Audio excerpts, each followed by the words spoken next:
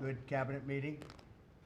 We're on our way to some tremendous numbers. I think, first of all, many companies are now moving into the United States. They're coming back. Some of them left us from many years ago, decades ago, and seems they're all coming back. We have probably identified maybe $4 trillion worth of companies moving back or going to move back. Many of them have announced it's going to be tremendous jobs, high-paying jobs too. And you probably know the chip business, not because of the CHIPS Act, which was a disaster. You gave billions of dollars to companies that already have many billions of dollars. They said thank you very much. It was no incentive for them to use it. But what is good is the tariffs will make it so that they want to come back. That's why they're coming back. I think they're coming back because of the election that took place on November 5th and because of the fact that they have to come back because the tariffs are forcing them to come back. And remember, there are no tariffs if you build here, and that's a big factor. So we have record numbers. Howard was just telling me the numbers that we're talking about are crazy, beyond anybody's wildest expectation. So they'll be doing a lot of building, all sorts of businesses, including the basics of automobiles. We have, as you know, Honda is coming in with a massive plant to Indiana, but there are many plants that are happening, and literally some are started already. General Motors is already redoing plants that were half abandoned, or they have plants that weren't being fully utilized.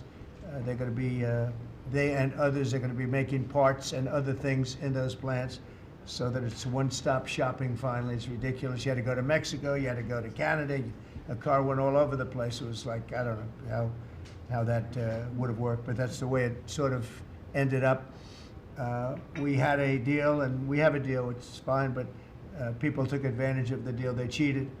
And when you cheat, the deals are unfortunate. But now what's happening is the numbers are beyond our wildest expectations. Now, having to do with cutting, we've done a lot of cutting from people, ideally the people that aren't doing the job. In many cases, people weren't attending jobs. In some cases, in many cases, people didn't exist. They had on the government rolls people that don't even exist. But of the ones that did exist, as you know, many didn't come to work. Many had no intention of coming to work. Many were paid and working someplace else. There were lots of bad scenarios, but they're being weeded out, and I think we're probably ahead of schedule on that. And to me, something that was just terrible is the contracts that we're finding, the fraudulent contracts that we're finding, where millions and millions of dollars and even billions of dollars in some cases were given out. And I think we'll start with that. I'd like to start with Doug Burgum, Secretary of the Interior. He told us about a couple of contracts that we have now found. When he got there, they saw this with Chris and everybody, and they couldn't believe it. Doug, could you just relate what you told us a little while ago? No, happy to, Mr. President. There's a federal consulting group, which was a group inside of Interior, but it was managing contracts from many different agencies that flowed through here. One of those contracts was to do surveys of individuals, $830 million for surveys. And so part of the question was, hey, could we actually see the surveys? And then the surveys came back, and a survey was like 8.5 by 11 sheet of paper with 10 questions that anyone's child in junior high could have put together, or AI could have done for free. $830 million. So that's one that we've stopped. And that contract was going out after you were inaugurated, sir. So Yeah. it was So jumping. It's a pure fraud. Yeah. It's a fraud. But we've had many fraudulent contracts that were caught by the work that Elon and his people are doing, and working with our people. It's been brought to light. The fraud, not just waste and abuse, the fraud has been incredible. You mentioned one, Madam Secretary. Well, yes, sir. Well, let me just add to that, and thank you. We just had a wonderful cabinet meeting, all aligned on certainly the effort to realign the government. But even at the U.S. Department of Agriculture, we've canceled a $300,000 contract educating on food justice for queer and transgender farmers in San Francisco. A similar contract we canceled in New York, again educating transgender and queer farmers on food justice and food equality. equality. I'm not even sure what that means, but apparently the last administration wanted to put our taxpayer dollars towards that. We canceled a $600,000 contract out of Louisiana that was studying the menstrual cycles of transgender men, a $600,000 contract.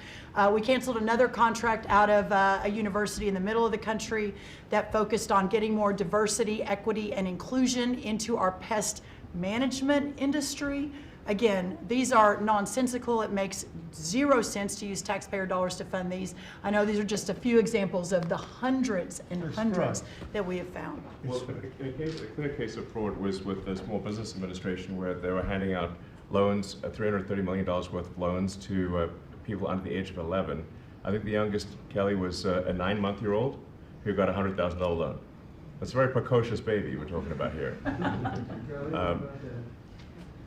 We're tackling the fraud, waste, and abuse in the agency. We've seen,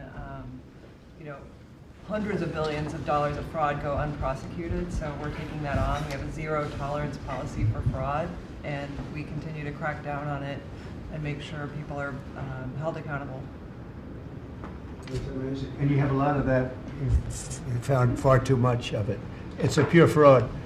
We like to use the words waste and abuse because they sort of sound good, but many of these things are pure fraud. Now, there was a contract that you've heard about where Stacey Abrams got $2 billion just before we took over, and it was a rush to get her the money, and that was environmental, and nobody knows what she was doing. But $2 billion. If you got $2 million, that's a lot. If you got 200,000, that's a lot. But this was $2 billion was given. Lee, do you want to talk about that? And the other one that was even worse? EPA has now canceled over $22 billion worth of contracts. $2 billion going to this NGO that Stacey Abrams was tied to. They received only $100 in 2023.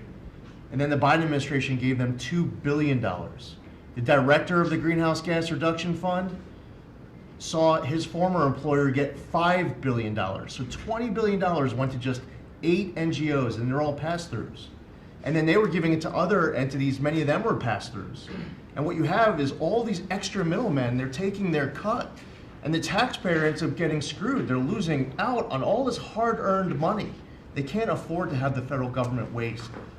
The partnership with Doge and Elon Musk has been incredible at EPA. Their team is very talented. We wouldn't have been able to do it without them. And of course, this mandate from President Trump to make sure that we identify every last penny, whether we're saving $50,000, $5 million, or $22 billion. We will not rest until every last penny is saved. Thank you, Mr. President, for the opportunity to do this for the American public. Thank you. Great job you're doing. So we have a lot of that. We're getting down to a point we think probably over the next 2 or 3 months we'll be pretty much satisfied with the people that are working hard and want to be members of the administration and our country, really. And they're doing a lot of good people. We have a lot of great people. We want to keep the good ones, and we want to get rid of the ones that don't exist, and we want to get rid of the ones that do exist but don't work. And we have quite a few of them. Would anybody else like to say something before we take some questions from the press, please? Doug Collins. Yeah, Mr. President, I think one of the things that you've always told me is take care of our veterans, and that's what we're doing at the VA. And one of the things, though, is you also have to know who your employees are. You have to know the very fact of who you are. We're 470,000 roughly when we started this, larger than the active duty Army, when you think about that in the perspective. But however, this is an interesting point. When I first got there and we started looking at this, how you take care of people, we didn't have an HR system that could actually give us a rundown on who actually was working where. That we've had to work with that, working with our VA employees who are those liaisons. We've been able to put together an organizational chart which we can start looking at that. But the interesting part about it is about taking care of veterans, and what you've told me to do is how do we get the people in the right places. And I think when we look at this, GAO has told us we were high risk for years. The previous administration put literally tens of billions of dollars and tens of thousand employees over the last 4 years, and we saw our statistics basically stay the same or go down. Backlogs went up. Maybe the question is not money and employees anymore. Maybe it's the organization and how we effectively deliver for the American people. And that's what we're going to do. Well said. And one thing I want to add to it, it is not necessarily a very popular thing to do. You're talking about employment, you're talking about people and the lives of people. and yet I think the American public understands we're trying to save our country and make our country great again. I mean, you could say it, but we're trying to save our country from this extraordinary thing that was happening. What they were doing to our country was just a horrible thing. And I have no idea how it plays out in the public. I guess you see poll numbers that are very good numbers, but I don't know what that means long term. But it's something that has to be done. If we don't do it, we're not going to have much of a country left, so we have to do it. So we're doing things that I think a lot of presidents wouldn't be inclined to do, but we're doing it to really, I don't want to use cliche. I don't want to say we're doing it to make America great again, because I say that on the campaign trail, but there's really no other words that could express it better than that. We're doing it to help our country, and our country was riddled with fat, like no country probably anywhere in the world, and we're getting rid of the fat. And at the same time, we're going to be bringing in millions of very good, high-paying jobs, and we're going to be taking in a lot of money. Our country's going to be very strong. We've been ripped off by every country in the world, friend and foe. We were taken advantage of like nobody's ever seen. And you saw what happened today with Venezuela. We did something with Venezuela, which is long in the making, and it's very substantial. And we'll be announcing cars very shortly, and we already announced steel, as you know, and aluminum. We'll be announcing pharmaceuticals at some point in the not too distant, because we have to have pharmaceuticals. We don't make pharmaceuticals anymore in our country. And if we have problems like wars or anything else, we need steel, we need pharmaceuticals, we need aluminum, we need a lot of these things that we sort of don't make anymore, and yet we're equipped to do it all. So we'll be announcing some of these things in the very near future, not the long future, the very near future. And it'll bring in billions of dollars, billions and billions, and it'll bring in, maybe more importantly, jobs. It'll protect the jobs we have, and it's going to be really, really quite amazing. Kristi, do you have something to say? Yes, Mr. President. I want to say energy is the infrastructure that makes our country run and drives our national security. The Biden administration grew my department, the Department of Energy, by 20%, and expenditure much more than that, all in an effort to reduce the production of energy in the United States and to make energy more expensive. We are stewards of the American taxpayer dollars, right? That's the job of everyone around this table, led by you. We want to reverse that trajectory and care about every dollar an American taxpayer gives us, and are we using it for the benefit of Americans? Let me tell you one thing: huge growth in expenditures, huge growth in employee count. Puerto Rico, an American territory, had its electricity grid destroyed. They had billions of dollars in the Department of Energy to help Puerto Rico, yet they didn't spend that money, because that money would have meant more energy, more jobs, more prosperity in Puerto Rico. They wanted to have them as a poster child of wind and solar. This island should run on wind and solar. That just doesn't work. But they cared about politics more than the American people, and they didn't treat the dollars like they were their dollars. Yeah. This table, the team you have assembled, we're treating the American dollars like they're our dollars. Okay. Thank you. We're doing a great job on energy, by the way. We have things happening with energy that will knock your socks off. A really amazing job. Howard, do you want to say a couple of words? Well, what is so exciting is April 2nd is just around the corner, and that's American Liberation Day. That's the day when the rest of the world starts to treat America with respect. And your leadership, understanding how the rest of the world treats us and what balance and what fair trade finally is going to be, is going to take care of America. It's going to launch the External Revenue Service to start to build the power and prestige of America back. And I'm honored to be helping you on that course. It's an interesting term, right? The External Revenue Service. We're going to take in a lot of money from the outside, and that's going to keep our taxes low, and I think getting a lot lower. It's going to be a lot of money, and the external will take care of the internal to a large extent. So I think it's going to be a beautiful transformation. Linda, you might say a couple of words. You've done so amazing. It's a 50% cut, and more importantly, we want to bring education into the states where at the bottom of the pack, but we're the most expensive per pupil. And we want to bring education back to the states where they can teach the students lovingly with their parents and with the boards and everything else. And they'll be every bit as good as these other countries. These states, these individual states will do a phenomenal job. You want to say something?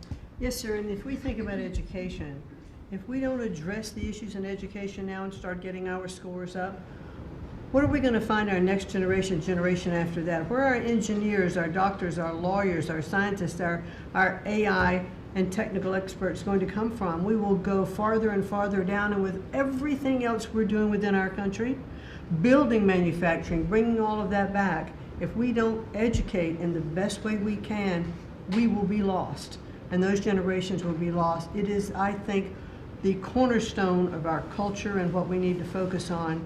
And so by having education at the best place where it can be, which is at the states, the local levels, with governors, with best practices and tools, which I hope the Department of Education can help supply for them, we'll do it. And Linda, as you know, the SBA has taken over her student loans, which is a lot of loans. It's a big job, and Kelly, we appreciate that. You're going to do fantastically well. And Bobby is going to be taking over their various medical aspects and health aspects of the educational process. So, and he's going to do a fantastic job of it. So, thank you very much. Thank you, Mr. President. I just say that I'm very grateful to you and very grateful for the partnership with Doge and with Elon. We've identified extraordinary waste in my department and HHS. The expenditures, the budget of HHS during the Biden administration went up by 38%. The employees went up by 17%, and healthcare went down. We have 40 comms departments. We have 40 procurement departments. We have 40 IT departments, and we have 40 procurement, HR, none of them talking to each other. We are, with Elon's help, eliminating the redundancies. We are streamlining our department. We're going to go back to providing gold standard science. We're going to get the money to the scientists and to the patients rather than to the administrators and to the bureaucrats. And we're going to restore gold standard science, and we're going to make America healthy again. Thank you very much. It's great. If you might, Madam Secretary, say a little bit about what's happening and how well we've done at the border. Sir, this last week I was in Arizona, California, Alaska, and Florida, and CBP literally has almost 100% operational control of the border, which means that our country is secure and that we know who's coming into this country and that they love our country and they want to help keep it great into the future. We are, in the month of March, the last couple of weeks, increased our deportations by 50%, so we're now not even just getting the worst of the worst out. We're making sure that there's consequences for being here and committing crimes in our communities. And the numbers are continuing to escalate and to go up. Sir, this week I'm headed down to El Salvador. I'll be in the prison where we sent TDA members. I'll be meeting with the president and also Colombia and Mexico and talking about building these relationships so that we can continue to get people out of this country that don't belong here and take them home. And also, you had talked to me about sending the message worldwide about the fact that people shouldn't be coming to this country and they shouldn't be coming here illegally. So we are in several other countries around the world with a message right now that's saying, if you are thinking about coming to America illegally and coming here, don't do it. You are not welcome. We have a legal process to becoming a United States citizen, and there are consequences if you come here illegally, and America has changed because we're putting Americans first. So. We've also, the Coast Guard has done phenomenal work. I don't know if you all have reported on it, but we have broken historic records in the amount of drug interdictions that they have brought in. We've repositioned the fleet to go after the fentanyl crisis and to go after the southern border and securing it, and they've done amazing work as far as that. We were down in Florida. They brought in $500 million worth of cocaine that they had done in 14 interdictions. And had brought them in, going right directly after the cartels and doing great work there. And we have a cutter that we have sped up the process, sir, the icebreaker. That'll be hitting the waters here this summer, and we've got 2 more that will be coming. But, you know, Russia is using They're cutters and icebreakers up in the Arctic to do surveillance on us, and we're going to reposition our fleet to continue to partner. I want to thank the Secretary of Defense and the Navy for all of their help and partnership too. We do operations together because their obvious Navy warships are in certain regions, but our cutters are faster and can work together in a partnership that's securing America. So, and we're going to eliminate FEMA. So we've got a lot to do, but it's all good, and we're working hard, and we're going to make sure that we're continuing to do exactly what you promised. That's great. Great job. Yesterday there was a plaza that you know well. There'd be hundreds of thousands of people standing at that plaza, pouring into our country, totally unchecked. Many people from jails and prisons and mental institutions and gang members, and horrible. And they just pour into our country. Yesterday, I was speaking to somebody, I was checking on the border, and they said there was literally nobody in this massive plaza. You know, we're talking a plaza that would hold hundreds of thousands of people. There was literally nobody there. There was one person sweeping it, but there were no people. It's been amazing. It's been an amazing transformation very quickly.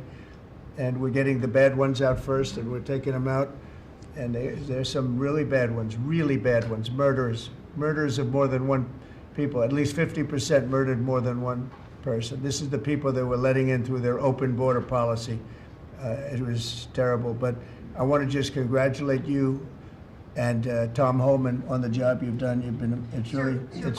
Boston this weekend, hundreds of dangerous criminals were removed, 4 killers taken out of the country just by what they did in Boston this last few days.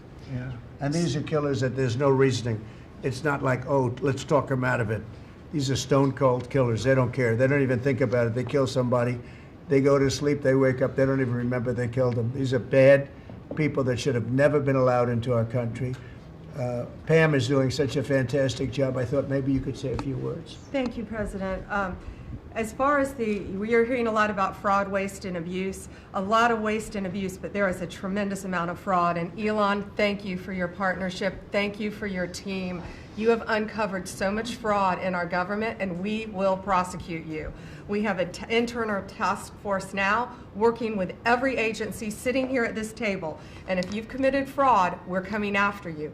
Thank you, Elon, for that. On the violent crime level, thanks to President Trump's directive, we are seeking the death penalty again. So all of these horrible, violent criminals that you're hearing about around the country, they will face the death penalty federally within our country. And the drug dealers need to get out of here because we are coming after you. We're going to have 94 great U.S. attorneys around this country, and everyone will be prosecuted to the fullest extent of the law. Thank you. Thank you, President. It's at your directive. I couldn't have said that better. That's very good.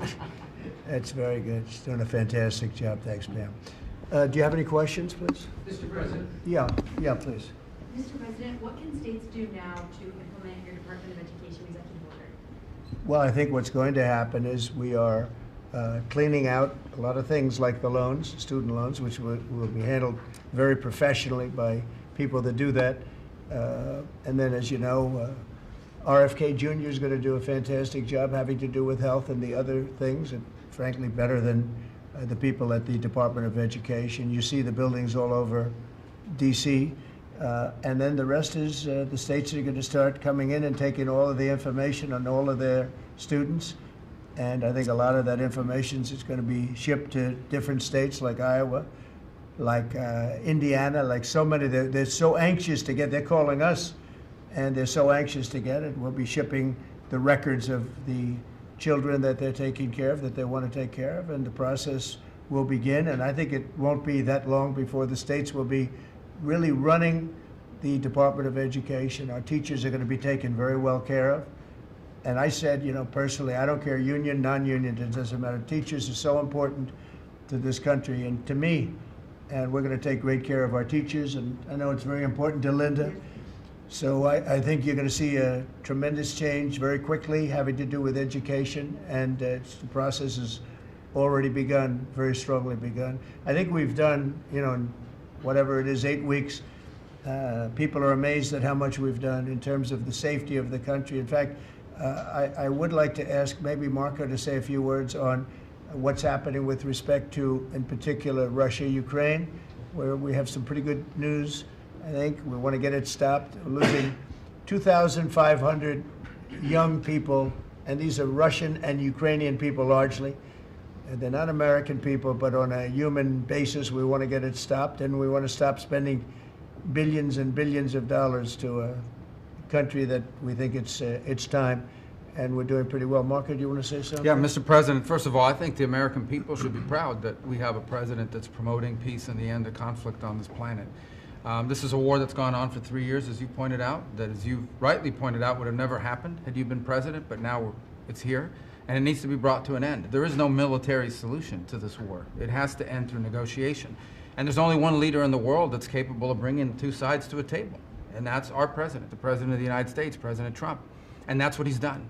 And so today, even as we speak, we have teams on the ground in Saudi Arabia meeting with the respective sides in the hopes of making progress towards this outcome that we all want to see. And I think that the country owes you a great debt of gratitude, and the world really, because I mean, you're the only leader in the planet that can bring the two sides together to bring an end to this conflict, and that's what you've done. And you've done it despite you know, impediments from other countries and others who maybe have different opinions about how this should go. But ultimately, I think that the only chance we have for peace is through the president's leadership, and you've shown that, and we hope it'll bear fruit, and today will hopefully be one step more in that direction.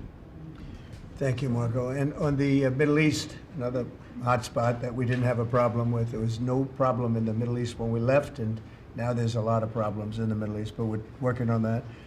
But I think we've seen significant progress, and I think we're going to start, we were talking with the Vice President a little while ago, and you're going to see countries start to fill up the Abraham Accords. More and more countries want to join.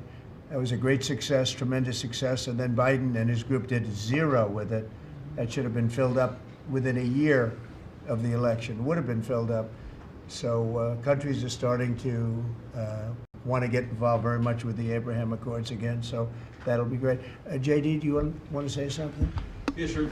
Yes, sir. Just on that topic, if you think about what happened with the Abraham Accords, one of the great diplomatic breakthroughs under the first Trump administration, really in the last 30 or 40 years of American history in the Middle East, and the Biden administration did absolutely nothing with it. Built on it, not at all, added 0 additional countries. Purely out of political spite, the Biden administration, I think, hurt the United States and really hurt the project of world peace.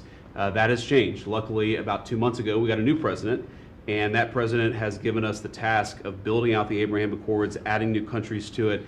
And really what you see is a lot of these countries that have historical ethnic or religious hatreds want to build. They want to build new artificial intelligence. They want to build new real estate projects. They want their citizens to become rich and prosperous and peaceful, and they're setting to the side some of those old hatreds under the leadership of President Trump. So it's early, but we made a lot of progress, and we'll keep on making progress, sir. Thank you, JD. One of the things that's very important, I think, to mention, I saw a show yesterday, and they had a Democrat congressman on. It was on Fox. And he said, well, President Trump said prices would be coming down, and instead he's focused on other things. Well, we are focused on a lot of other things, like peace, like all of these companies that are moving in and jobs. But what he didn't say is that prices have come down very substantially. And if you look at when I came in, after 1 week, they were screaming at me about eggs. Eggs had nothing to do with me, but they were through the roof, and you couldn't get them. And now they're down about 35, 40%, maybe even more than that. I'm going to let Brooke, if you would just discuss that. And groceries generally. Prices are coming down, and energy prices are coming down. And I hope the Fed lowers interest rates, and then you're going to see interest rates coming down, and I'll have you speak about that in a second, Scott. Brooke, go ahead. Well, sir, thank you. I think the first thing that's really remarkable to note is that the prices of eggs under the 4 years of Joe Biden increased 237%. 237% in those 4 years, and yet it wasn't covered in the press at all. No one talked about the price of eggs in the summer of last year, for example, from the media. So of course the president wins and he is inaugurated, and the next day everyone is yelping about why the price of eggs are so high. So it was certainly one of many, many issues we took on under the 4 years of Joe Biden. We had the cost of input go up 30% for all of our agriculture products. At the same time, the trade deficit increased $49 billion. So it was zero under the first Trump administration, and then under Joe Biden, we sold $49 billion less of our ag products around the world. Then you combine that with the avian bird flu, and I know I've talked to a lot of you in the press on this over the last 3 or 4 weeks. But listen, here's the deal. The president, under his vision and support, we released about a month ago a very significant plan on how to bring the price of eggs down. It included 5 prongs. I won't go into it now because I don't want to bore everyone, but since that day, since we released that plan regarding biosecurity, repopulation, importing eggs, research, and then deregulating, taking those onerous rules off of our farmers, our egg-laying farmers, since that time, the price of eggs, the wholesale price of eggs, has come down 53%. So we're going to keep working on it. Listen, it's not something you solve overnight. Avian bird flu and some of the other animal diseases, we're working across the government, several partners out in the cabinet on that, especially my friend Secretary Kennedy over at HHS. But we have a long-term solution, but at least for now, in the short term, thanks to President Trump and so many that have worked so hard, the price of eggs are coming down, as well as the price of groceries. So thank you, sir, for the opportunity to lead on that. And the number is 53%, and they're readily available. So I think it's a fantastic job. And overall groceries are down too. That's right. They're coming down. So the consumer's finally seeing some good news instead of year after year of prices going up because of grossly incompetent leadership. Scott, you want to talk about interest rates, where you see it all going? Yes, sir. So we are, under your direction, we're reprivatizing the economy. We're bringing down government spending. We're bringing down excess employment in the government sector. On the other side, we're going to re-leverage the banking system. We're going to have all the new manufacturing jobs, so everyone who's laid off from the government will have an opportunity to go into the private sector, and that is going to lead to disinflation. Inflation is under control. We're going to get the affordability crisis fixed. So lower energy, deregulation, more private sector jobs that will naturally get interest rates down. Interest rates down. Mortgage rates are down almost every week since January 20th. The energy costs are down about 15%. Crude oil's down about 15%. And as we keep that going, interest rates are going to keep declining. It'll be good for mortgages. It'll be good for credit card debt. It'll be great for auto loans. That's great, and you're doing a really, really good job. I'd like to see the Fed lower interest rates. That's just my opinion, because things are coming down. We have inflation under control. Tremendous amounts of money will be soon coming in from tariffs, which is about time that we were able to partake. We've been ripped off by every country on that basis, and it's about time. But that will be, I think, treated very fairly. Will be very fair. But the money that we're talking about is rather astronomical, and it should be, because we put years and years.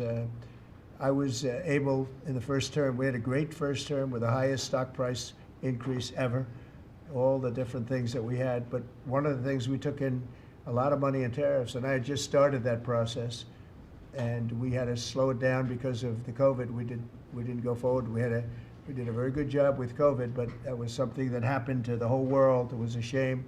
What a shame. All those people dead, and all of the problems that it caused for countries far worse. I mean, some countries still haven't recovered.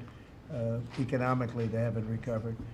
But we took in hundreds of billions of dollars in tariffs just starting the process. But this is a program that's going to be, I think, unbelievable for our country. And I think it's treating other countries very fairly, very, very fairly. I'd like to ask, if I might, Sean Duffy to say a few words about the air traffic control situation. You know, there were some mishaps, one in particular, the helicopter crashing into the plane. We have a system that's 40 years old. They spent tens of billions of dollars trying to patch it up and, you know, make it work, but it doesn't work. And my pilot says they use different systems. They don't want to use our system.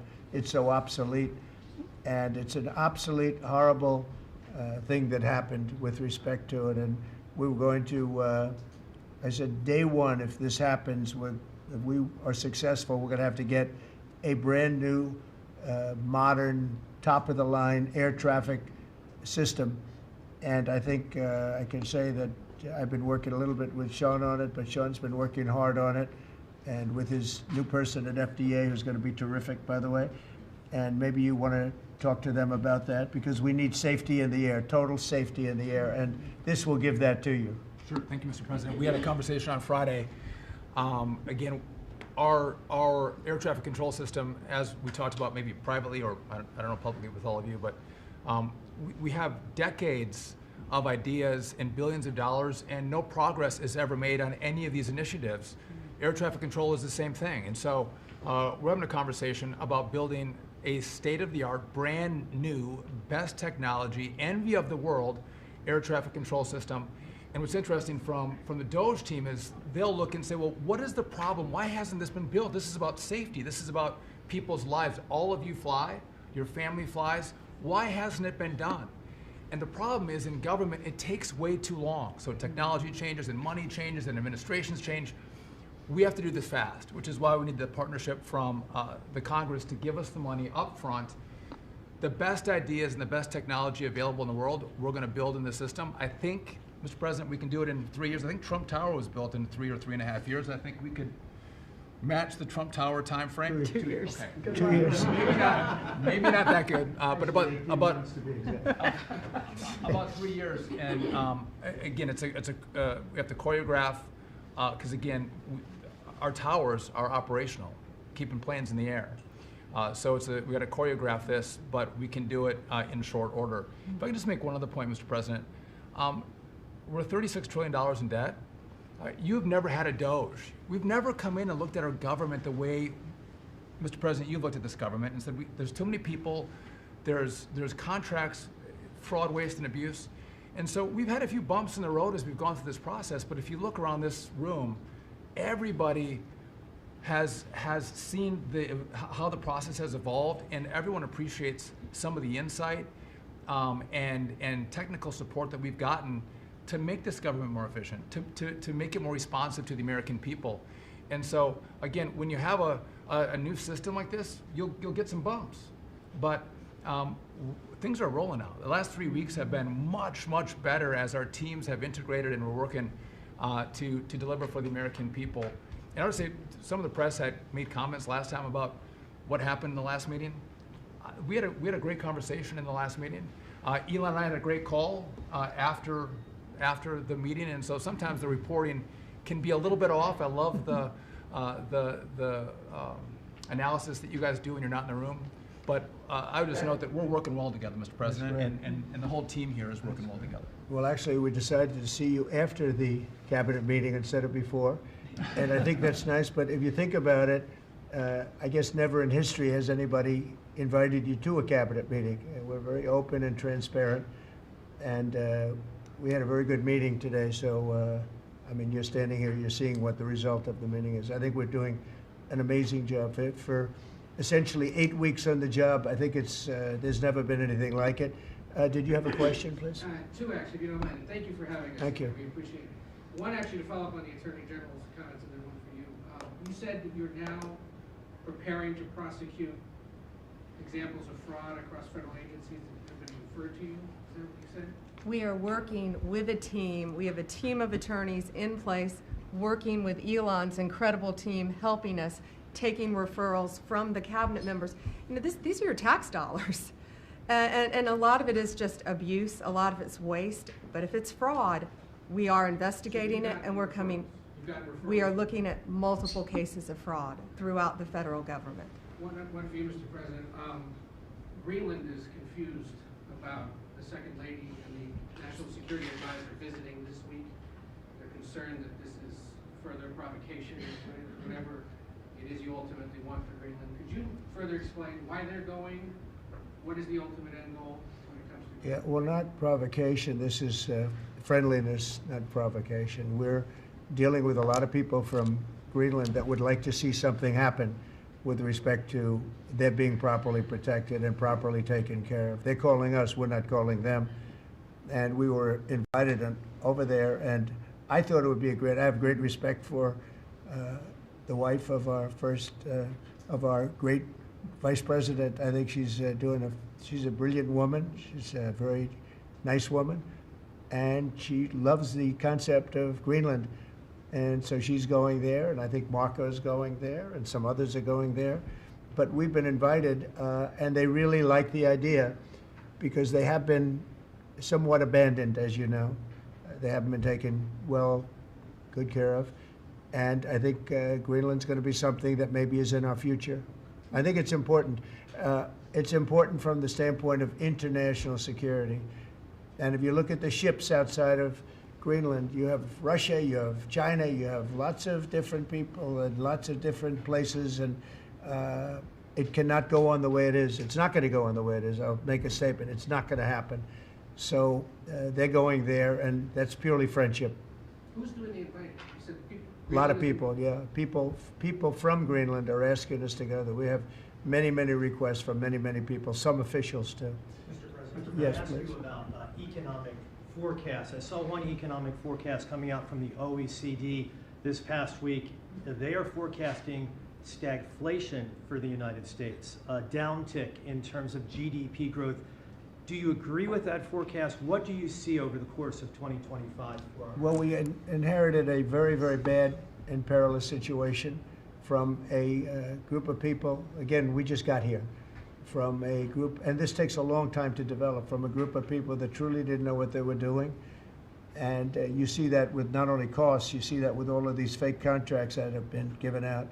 So we inherited a bad situation, but I think we're going to have an economy that booms. I think when it all kicks in, it's not going to take very long, because some of these people that announce that they're going to spend billions of dollars, I mean, literally, Apple is spending $500 billion.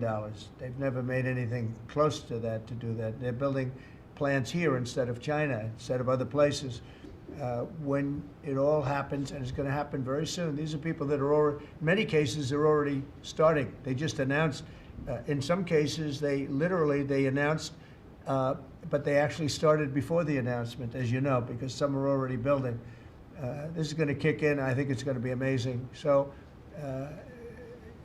they're looking at, based on numbers that I was looking at 6 months ago, 7 months ago, I was very concerned about the economy.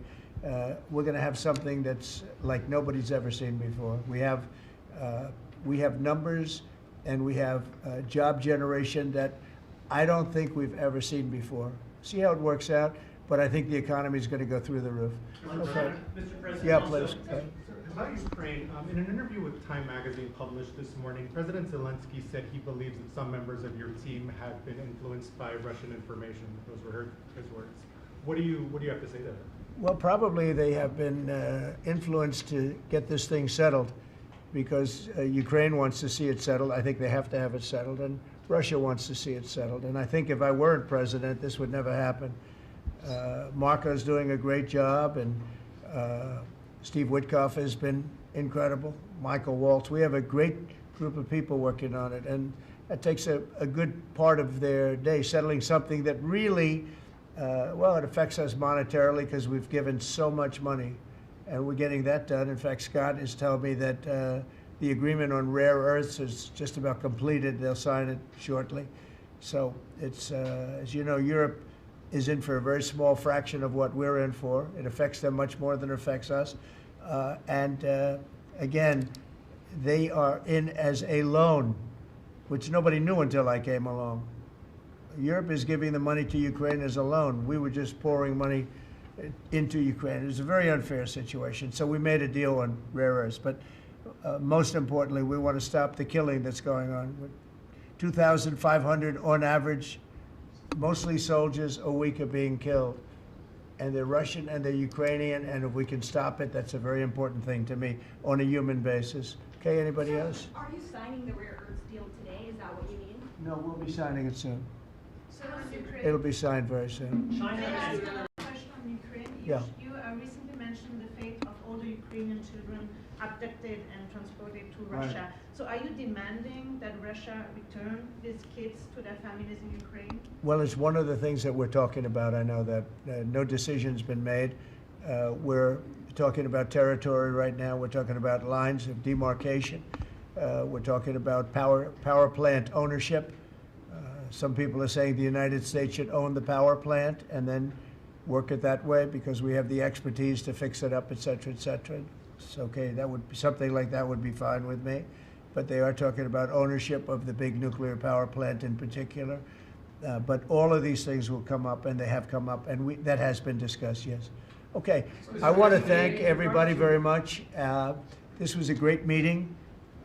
These are phenomenal people. We're lucky to have them. I have to tell you, I want to thank you all, and Elon, I want to thank you. I know you've been through a lot with this horrible situation that happens. That's right, saving America. It's very unfair. What he is a patriot. Here's a man that I can tell you, he's a friend of mine. He's become a friend of mine. He supported me in the election. That's when I got to know him, really. I knew him a little bit from the first term, but not much. But he's a patriot more than anything else. He's never, think of it, he has never asked me for a thing. He could have. I always say, I wonder if he's ever going to ask me for something. And that's always subject to change, and if it does change, I'll let you know about it. But Elon has never asked me for a thing. I mean, I got rid of the electric car mandate. I have no idea how that affects him, but possibly not good. I don't know. But he's never asked me for a thing. And I think that's an amazing tribute. I did get activated last week when I saw what they were doing. I said, he makes an incredible product, and we're going to go out and tell people you can't do that stuff, and support him. They got to support him, because if he wasn't doing this, he wouldn't have any of these difficulties. And I think it's getting less and less. Pam has done a great job with regard to all of the, I mean, I know the kind of investigations that are going on. If she finds them, which she will, she already found 4 of them. But I think they're going to suffer very grave consequences, because they're really terrorists when you think about it. They're terrorists at a high level. And I think the people that are financing them, they could very well be people I know, people that you write about. But those people are in big trouble, so they better cut it out. But Elon's a patriot. We want to thank you very much for the job you're doing. Thank you very much. Thank you very much, everybody. Thank you. Thank you, everybody. Very much. Thank you very much. Thanks to all the Doge team who are getting death threats on a daily basis. Just trying to do the right thing for the American taxpayer and for the American people. Just a thank you to the Doge team who are literally getting death threats and being accosted. And you know, these are, a lot of them are just kids. You know, they're just trying to help out, and they're very talented. They could get jobs for millions of dollars a year. Instead, they come here, earn peanuts, and get death threats. So thanks to the Doge team. Thank you.